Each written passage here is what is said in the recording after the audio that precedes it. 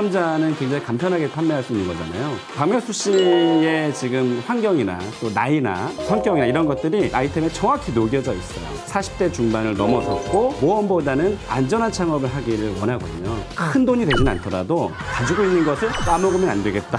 그런 뜻이 좀 많이 담겨져 있는 것 같습니다.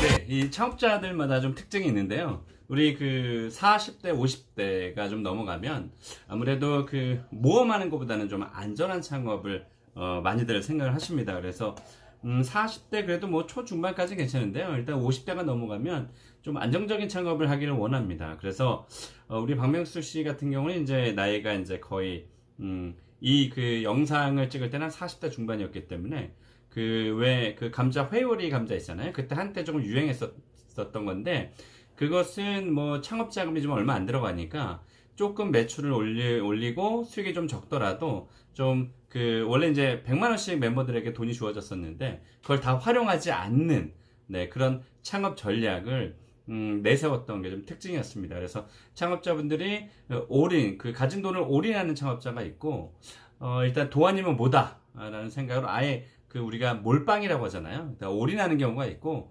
그래도 만약에 안 되면 다른 아이템을 또 찾아야 되니까 일단 가지고 있는 돈은 다 쓰지 않는 그런 안정적 창업 전략을 내세우는 그런 창업자들이 있습니다. 박명수 씨가 그 안전한 창업을 하려는 그런 부류에 속한다고 할 수 있습니다.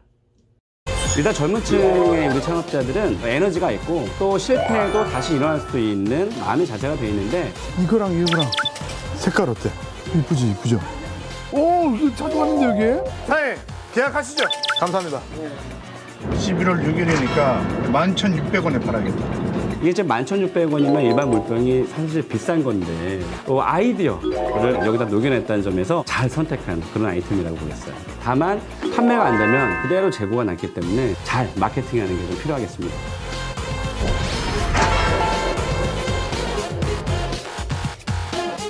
반면에 이제 정용돈 씨, 우리 형돈 씨 같은 경우는 귀엽죠. 귀여운데 저도 놀랐어요. 그러니까 귀여운 반면에 결단과 행동이 굉장히 빠릅니다. 좀 살집이 있고 좀 배가 좀 있어서 좀 느릿느릿하게 또 판단하고 결단을 좀 루즈하게 가져가지 않을까 생각했는데 생각보다 완전 정반대였어요. 그 결단이 굉장히 빠르고요. 자기의 삘이 꽂히면 가지고 있는 돈을 전 재산을 투자하고 계약하는 그런 결단력이 굉장히 빠른 그래서 이 형도 씨 같은 경우는 잘 되면 아주 잘 되고요. 만약에 안 되면 그냥 뭐 쪽박이 날 수도 있는 그런 행동력을 좀 보여줬습니다. 그래서 정형동 씨의 그 젊은 그 30대의 그런 결단력이 조금 강조가 된 그런 선택이었습니다. 일단 넌 퇴근이야. 15,000원. 아이 아니죠. 15,000원이지. 그날 저기 차 끌고 와. 많이 돌아다니게 되면 그만큼 유류 비용이 많이 들어가니까 일단 유재석 씨 같은 경우는 우리나라 농산물을 소비자에게 이렇게 판매한다는 자체가 이미지가 굉장히 적당히 좀 어울린다고 봅니다. 소비자들이 많은 곳으로 안배만 잘한다면 수익률이 높게 나올 수 있다고 생각합니다. 유재석 씨 같은 경우는 유재석 씨의 어떤 마인드, 철학이 그대로 이 아이템에 녹여져 있었습니다. 일단 약간 좀 그 뭐랄까요, 그들에게 좀 선행을 베푸는 것도 좋아하잖아요. 그러니까 사람에게 조금 도움이 되는 그런 아이템인데 사람 친화적인 그런 특징이 잘 나타나 있고요. 그리고 굉장히 복잡한 아이템을 선택하는 것보다 약간 단순하게 생각하고 단순하게 판매하는 그런 아이템을 선택한 것이 특징이었습니다. 그래서 이런 유재석 씨 같은 경우는 굉장히 단순하게 친근하게 좀 다가가는 손님에게 한 분 한 분 이 그 채소를 팔면서 커뮤니케이션 원래 그 친화력이 굉장히 좋잖아요. 그래서 한 분 한 분 이렇게 고객들에게 친화력을 발휘하면서 판매할 수 있는 본인이 잘할 수 있는 그런 아이템을 선택한 겁니다. 우리나라 같은 경우는 편하게 관광할 수 있는 그런 인력거 자체가 굉장히 적어요. 하하 씨 같은 경우는 이미지가 굉장히 많습니다. 전보다는 음료수 하나를 좀 마실 수 있게만 한다면 다른 외식업에 비해서는 훨씬 리스크가 적고 수익률도 높게 나올 확률이 굉장히 큽니다.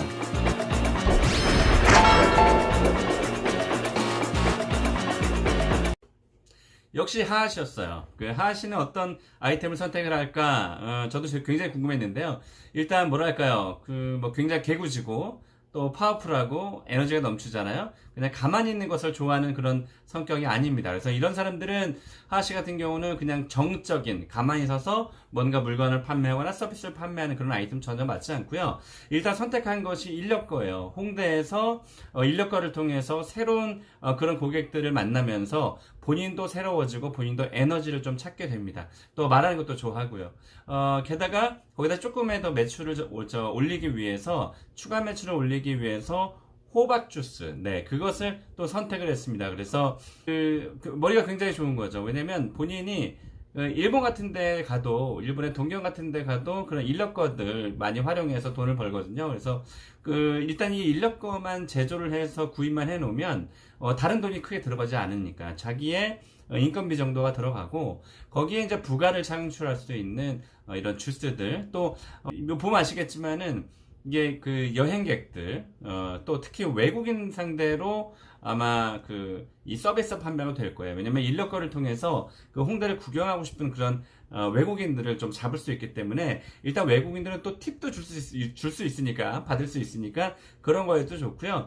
일단 체력이 조금 좋은 한 20, 30대들, 사람을 즐겁게 만들 수 있는 그런 위트 있는 그런 멘트를 갖고 있는 분이라면, 이런 홍대나 삼청동은 뭐 어차피 지금 코로나19 때문에 삼청동, 홍대 다 좋지 않지만, 이 코로나19가 끝난다면 외국에서 이제 또 관광객들이 들어올 텐데요. 그런 것들이 약간 허가사항만 좀 문제가 없다면, 여러분들은 좀 체력이 좀 좋으신 분들, 그리고 또 사람 만나는 거 좋아하시는 분들은 직접 인력거를 통해서, 큰 돈이 들어가는 게 아니니까 인력거를 통해서 상권을 좀 투어시켜주고 맛집도 좀 안내해주고, 혹은 거기서 주스나 뭐 과자류 같은 걸 판매하면 훨씬 더 그 매출이나 수익이 올라갈 수 있기 때문에, 일단 하하 씨는 자기가 잘할 수 있는 것을 선택했습니다. 그래서 저는 굉장히 하하 씨와 맞는 창업 아이템에 궁합이 맞았다, 이렇게 생각할 수 있습니다. 네, 잘 선택하셨어요.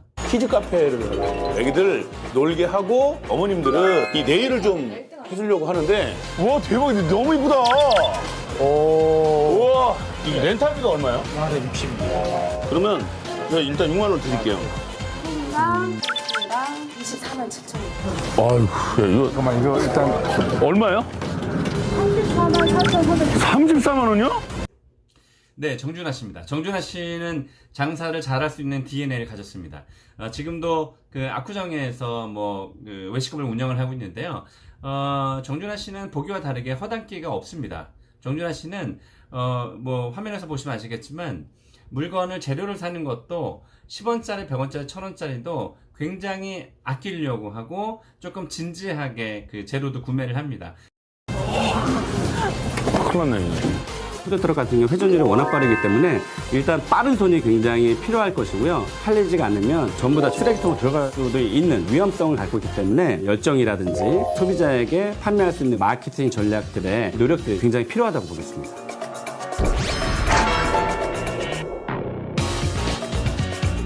이러한 사람들이 그냥 헛되이 재료비가 또 그런 로스가 잘 나지 않거든요.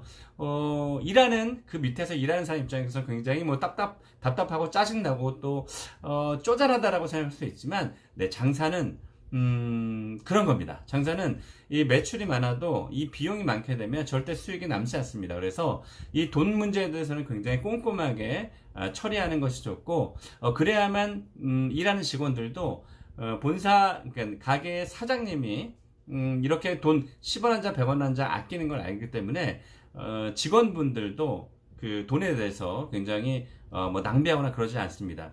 가령 이런 음식점 같은데 그 사장님이 주방을 잘 모르시면, 주방에 있는 직원들은 다 그렇지는 않겠지만 본인 돈이 들어가는 게 아니기 때문에 재료를 충분히 쓸 수 있는데도 불구하고 칼로 잘라서 그냥 버리는 경우도 많습니다. 이러면 사실은 티끌모아 태산이라고 그 로스가 조금 뭉치면 굉장히 큰 돈으로 다가갑니다. 그래서 지금 정준하 씨 같은 경우는 통은 크지만 이렇게 재료비 구매하거나 뭔가 그 운영에 대한 판단을 할 때 굉장히 진지하다는 면에서, 이 정준하 씨는 만약에 사업을 할 때 큰 실수만 하지 않으면 망하진 않는다, 이제 이런 판단을 했습니다. 정준하 씨도 그 사업의 성공 DNA가 조금은 갖춘 그런 분입니다. 감성 장사를 할 수 있는 꽃장사, 옷장사, 처음 접해본 향수 아이템, 호두과자 사업도 좀 해보고. 내가 잘 할 수 있는 그 아이템을 선택하는 것이 대박의 요령이거든요. 그런데 노홍철 씨 같은 경우는 열정적이고 젊은 이미지를 가지고 있잖아요. 잘 알고 잘 할 수 있는 아이템을 선택을 하는 거예요.